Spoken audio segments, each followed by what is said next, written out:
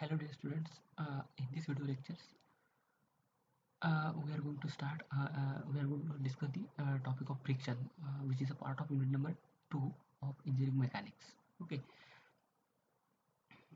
Friction, first of all we are going to discuss the basic theory, the definition of friction, types of frictions and its applications. What are the few various terminologies, terms used in the frictions. Friction may be defined as resistive force acting in opposite direction, in which the body tends to move or it moves. Frictional force always act tangentially at point of contact. Okay, so friction is the resistive force which opposes the motion. Okay, then friction may be classified into two main categories: static friction, kinetic friction. Now see what is meant by static friction. It is the friction experienced by a body when it is at rest under the action of external forces. This friction is called as a static friction. Okay, understand? It is the friction experienced by a body when body is at rest under the action of external forces. Then kinetic friction. It is the friction experienced by a body when it moves. Kinetic friction may be further classified as under sliding friction and rolling friction. Now see what is meant by sliding friction. It is the friction experienced by a body when it slides over the other body or surface. When body is sliding, and during the sliding movement, the friction is going to be created, and that friction is called as sliding friction. Okay. Now next is the rolling friction. It is the friction experienced by a body when it slides over the uh, it is the friction experienced by a body when it rolls over the surface. Okay, there is a difference. In first case body is sliding, in second case it is rolling over the surface. Okay, these are the types of kinetic frictions. Okay, now see the mechanism of frictions means what is how friction is going to resist the motion. To understand the concept of theory of friction, let us consider a block of weight W pulled horizontally by a force P on a rough horizontal surface. When force P is increasing from zero, this force. When force P is increasing from zero, the frictional force F also goes on increasing to maintain equilibrium. At one stage, block is on the verge of sliding and frictional force F attained its maximum allowable value. Any further increase in P cause motion and value of F decreasing to a kinetic value. This is the concept of friction. Okay, this is the weight of block. This is the normal reaction R. Sometimes it is denoted by N also, normal reactions. This is P, pulling force, and this is the resisting force acting opposite to the direction of force and acting tangentially to point of contact. Okay, there. Now what is meant by limiting equilibrium or impending motion? For a body, there is a limiting value of frictional force up to and within which body remains in equilibrium, but it is just on the verge of sliding.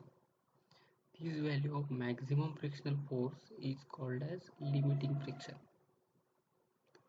The state of body is called as equilibrium, and body is said to have an impending motion.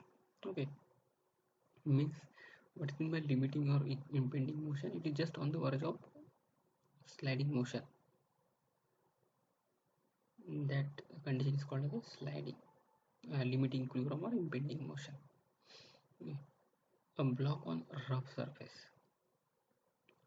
When a block is placed on a smooth surface, the normal reaction N or R is perpendicular to the surface. But if it is placed on a rough surface, then the reaction is not acting normal to the surface. The reaction which is actually inclined to the surface can be resolved into two components, along the surface and normal to the surface. The component acting along the surface, that is tangential, along the surface means this F, tangential, is frictional force, and component normal to the surface is called as a normal reactions. This is R.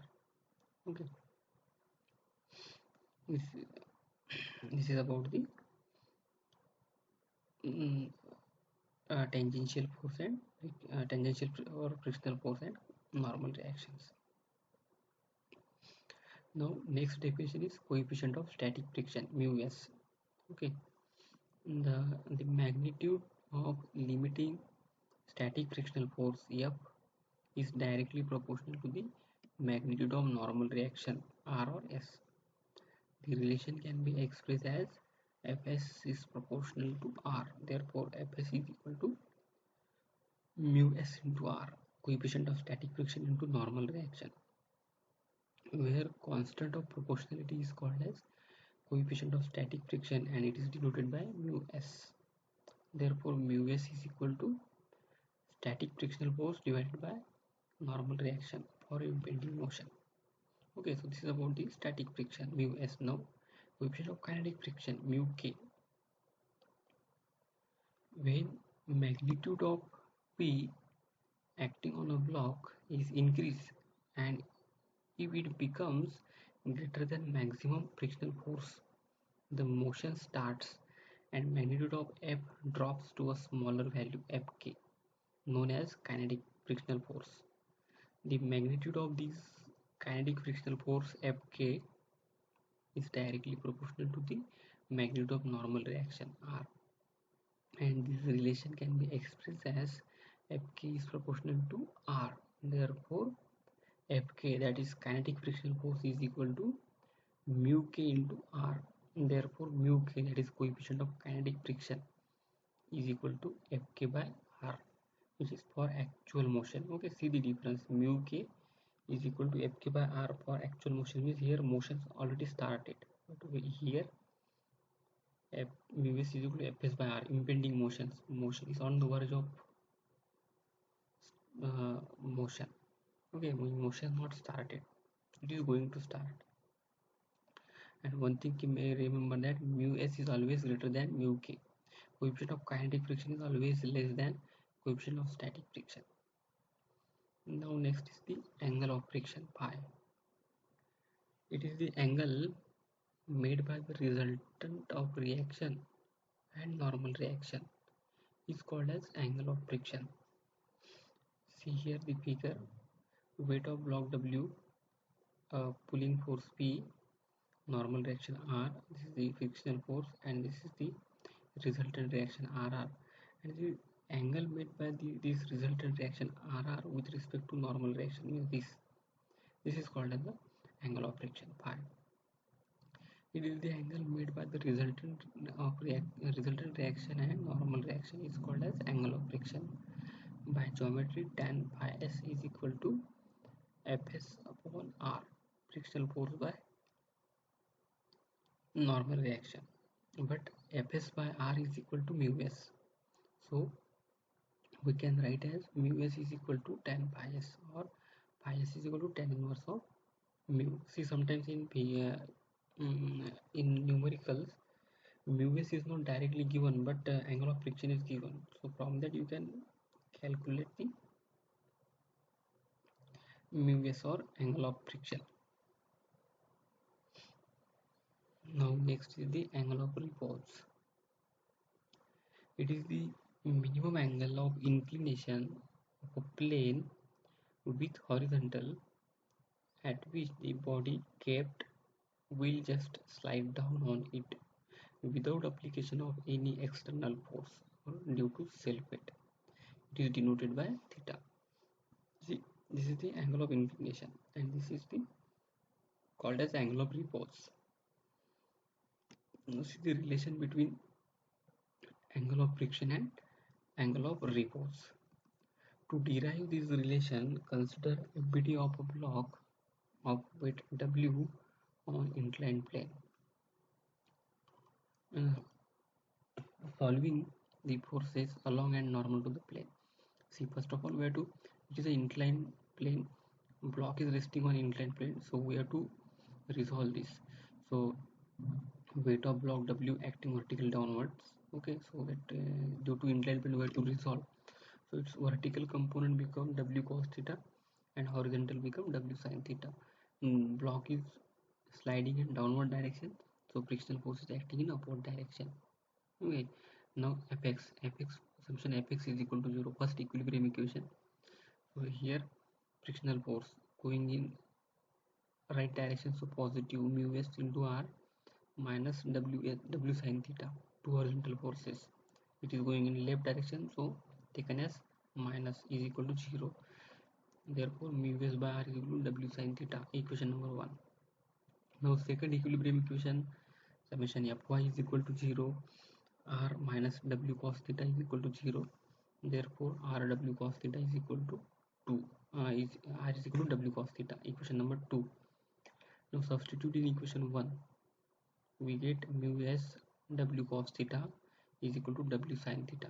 Therefore mu s is equal to tan theta. But we know that mu s is equal to tan pi s. We earlier we have said that angle of friction mu s is equal to tan pi s. This is mu s is equal to tan pi s. Mu s is equal to tan pi s. Therefore tan pi is equal to tan theta. Therefore phi s is equal to theta. It means that angle of repulse and angle of static frictions are numerically equal. Okay, remember this from these simple derivations. Okay, now next is the cone of friction. It is an imaginary cone generated by revolving resultant reaction RR about the normal reactions. That is called as the cone of friction.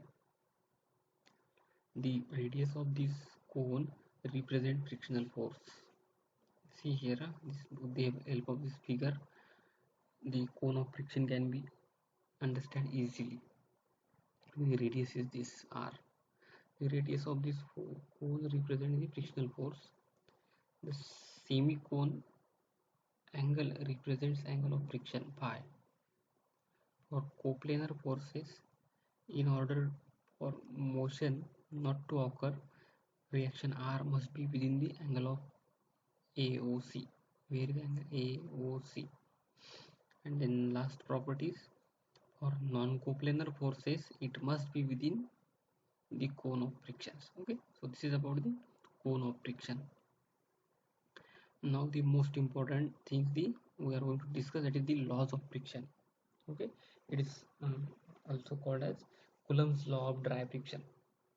Coulomb's law of dry friction. Okay, so since there are two frictions, static frictions and kinetic frictions, first of all we are going to discuss the laws of static frictions. Let's see. First is frictional force is always acting in opposite direction in which the body tends to move. Okay, friction force is always opposite to the direction of motion. This is the first law. Second is frictional force is directly proportional to normal reaction. Therefore, F max is equal to mu s into normal reaction R or N.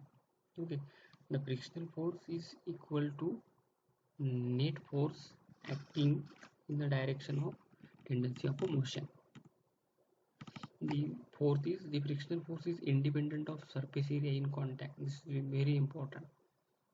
Most of the examination in competitive examination, this question will ask, because frictional force is not depend upon the surface area or area of contact. It depends simply upon the normal reactions and mu s, means type of material. Okay, next is the frictional force depends upon the nature or roughness of the surface. These are the 5 laws of static frictions. Now discuss about the kinetic frictions. The frictional force act in opposite direction in which body moves, common in both. Then the ratio of kinetic frictional force and normal reaction is constant. Therefore mu k is equal to Fk by R. But value of mu k is slightly less than mu s. Okay, always remember, coefficient of kinetic friction is always less than coefficient of static friction because body is in motion. Next, for a moderate speed, the frictional force is constant, but it increases as the speed decreases and vice versa. Okay. So this is about the basic theoretical backgrounds of friction. Okay. Now next we are going to discuss. We have four cases of friction. Okay. In our syllabus, it is mentioned that block friction, belt friction, ladder friction, and wedge. Okay. So just see one by one now. Belt frictions. Okay. So this is one pulley and on which belt is there. Okay, so there is a T1 and T2 and this angle of lap is called as a beta. Okay, so T1 is called as the tight side, greater tension. The tension which is maximum, that is called as a greater tension. Okay, and sometimes it is called as a tight side. T2 is called as a slack side, which is a smaller tension. Okay, and beta is called as a lap angle or angle of contact in radians. Okay. Remember this angle is in radian. Okay, and mu s is the coefficient of static frictions. Now this T1 is more than T2. This is important. Na? Tight side and slack side, greater tension, smaller tension. Therefore, in general, by deriving this, it becomes tight side upon slack side is equal to e raised to the power mu s into beta.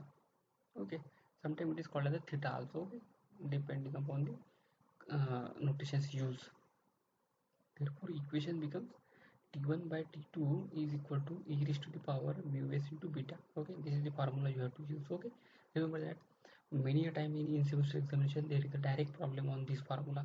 Just you have to remember this formula and just in this what is meant by T1, what is meant by T2. The force which is maximum that we have to take as a T1 and T2. Okay, and you have to take care of the beta.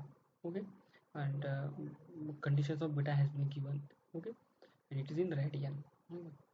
Now next is the wedge and block friction. A wedge is a simple machine which is used to shift or to lift heavy heavy weights by applying comparatively less efforts. Heavy loads by applying comparatively less efforts. The wedges are very useful in small adjustment in the positions of heavy machinery. Okay. These are the heavy, like this means here you are pushing, this P is pushing and this M is lifted over here. So, okay, so these are the freeboard diagrams comes into picture. For analysis of the problems on wedge and block friction, uh, follows the steps listed below. Okay, in step number 1 you have to draw the freeboard diagram of block and wedge.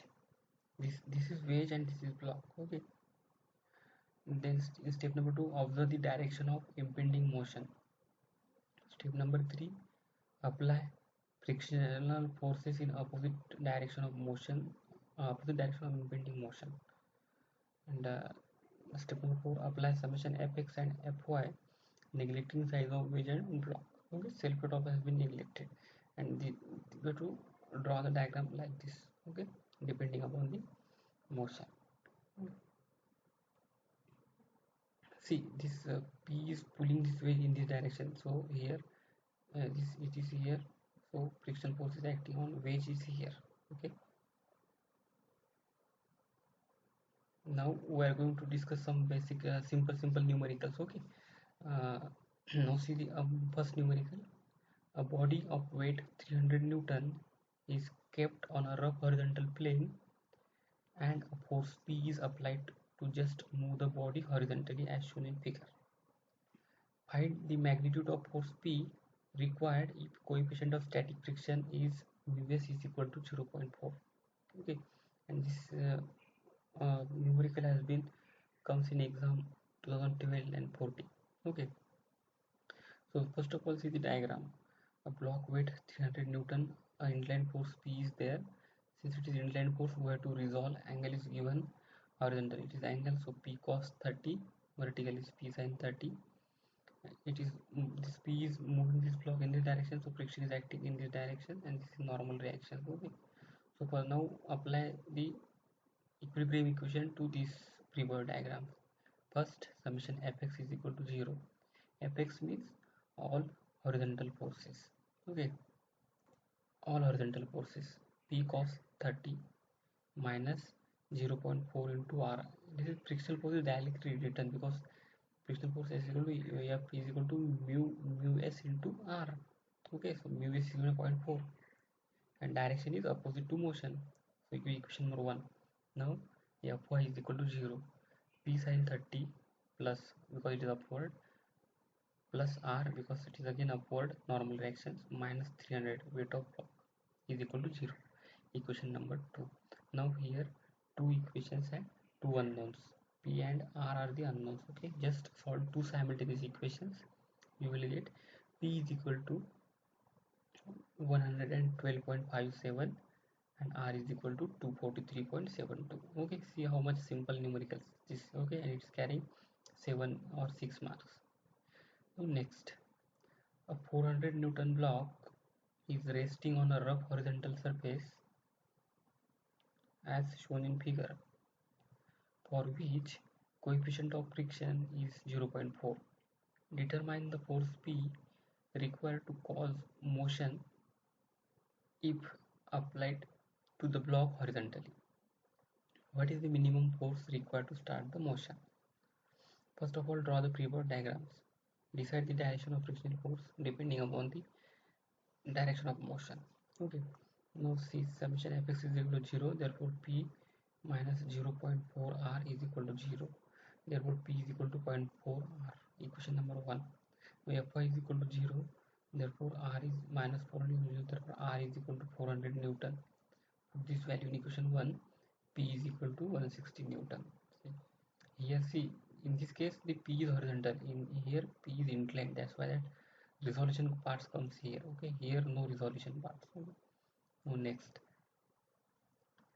determine the horizontal force P needed to just moving the 300 Newton block up the plane. Take mu s is equal to 0.3 and refer figure. Okay, this is the figure. So it is the inclined plane. We have to resolve this.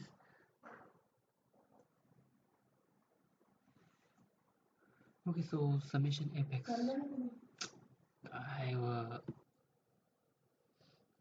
summation fx is equal to 0.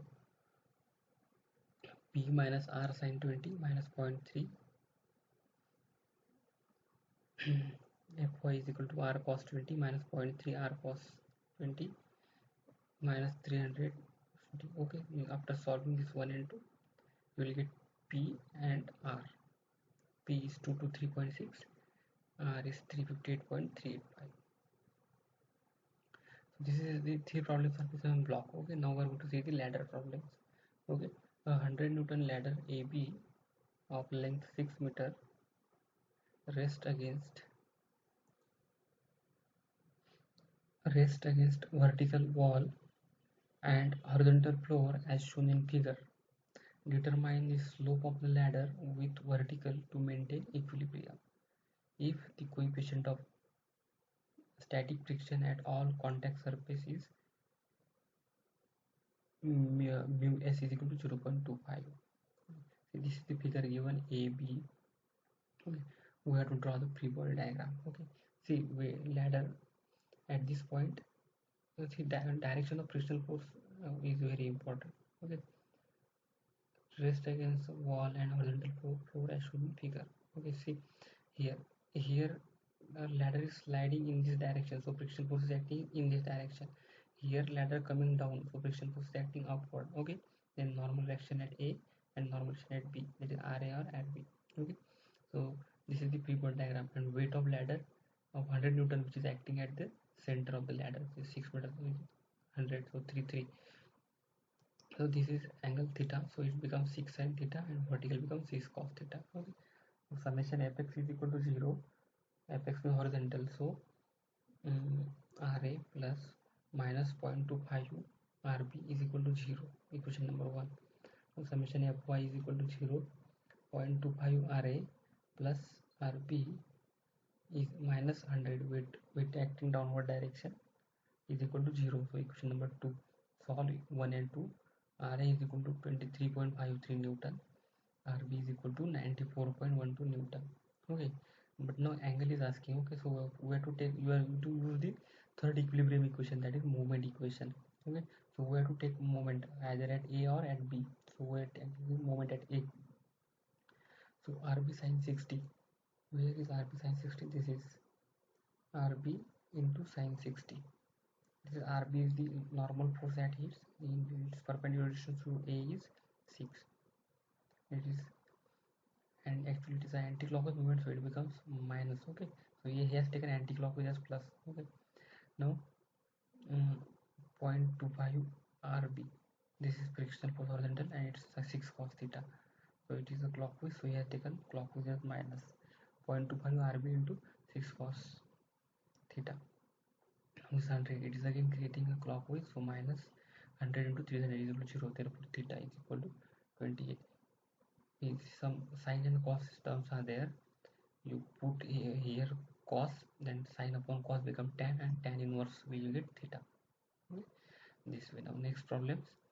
The 15-meter ladder has uniform weight of 80 Newton and a rest against a smooth wall at B. See, remember, this smooth wall means friction force is 0 at B. Okay, as shown in figure. If the coefficient of static friction mu s is equal to 0.4, determine if the ladder will slip or not. Okay, so this is the diagram given from this free body diagrams. At a point, ladder is sliding here, so friction is acting here. Here, if this is not smooth wall, then friction is acting in up direction, but it is a smooth wall, so friction is absent over here. Only normal directions comes. Okay, so now summation fx is equal to 0, f is equal to rb 1. Number 2, second equation, fy is equal to 0, therefore Ra is equal to 80 kilonewton. Option number 2. Take third equation, moment at A, Rb into 13, plus minus 800 into 3.75, 800 into 3.75 is equal to 0. Therefore, Rb is equal to 230.77. Therefore, frictional force at A is equal to, which is from equation 1, Rb is equal to F. Therefore, frictional force is equal to 230.77. But maximum frictional force at A is mu s into Ra. Mu s is 0.4, Ra is 80, so it is 32 Newton. So maximum frictional force is less than actual frictional force, so ladder will slip. See the interpretation part. Maximum force developed is 32. The actual frictional force is 230. So maximum is less than required, so ladder will slip. If this force comes out to, for example, 320, this maximum force is 320, which is more than actual frictional force. So ladder will not slip in that case. Okay. So that way you have to interpret. Okay. Now the next problem is based on our belt friction. Determine range of P for the equilibrium of block of weight W as shown in figure. The coefficient of friction between rope and pulley is 0.2. Okay. So this is the pulley, this is P is given, this is block is given, angle. See, this is a circle, 1/4 part of circle is in contact, so it is a beta is equal to 90 degree. Yes, okay. Case 1 means P is maximum. This P is maximum means it will become T1. Okay. So our equation is T1 by T2. T1 means maximum means P max divided by W is equal to e to the power 0.2. Theta is 9, beta is 90 means it is in the radian is pi by 2. Okay. So P max become 1.369. Now second is when P is minimum. When P is minimum means this block is maximum. So P goes to denominator. So W divided by P minimum is equal to e to the power 0.2 into pi by 2. So P minimum is 0.733. So this is the range for equilibrium. W should be less than or equal to 0.73 W, and W should be more than or equal to 0.73 W and less than or equal to 1.369 W. Next problem. A cord having weight 0.5 Newton per meter and total length of 10 meter is supported over a peg P as shown in figure. If the coefficient of static friction between the peg and cord is 0 is mu s is 0.5. Determine longest length L which one side of the suspended cord can have without causing motion. Neglect size of peg and length of cord, drop over it. Okay, so this is the figure given. This is h length, this is p, and this pre-board diagram, this is h, this is 10 minus h because it's complete, and it is a half circle is covered, so it is pi. So t1 by t2 e to power mu theta. So tight side is 0.5 h divided by 0.5 10 minus h is equal to e to the power 0.5 into pi. See 0.5 into h, how it is, h is more, means this length is more, and its running meter weight is given. Okay, so length of this rope into 0.5, that will give the force in this cable, and length of this cable into this intensity give the force in this cable. So naturally this h is more, that's why this will become t1, and this is length, less length, this will become t2, and pi is 180, so it is theta, beta is 180, it is pi, so it becomes h divided by 10 minus h is equal to 4.81, therefore h is equal to 8.28. Okay, so this way we have to solve the problem. Okay, so I will stop here. Thank you.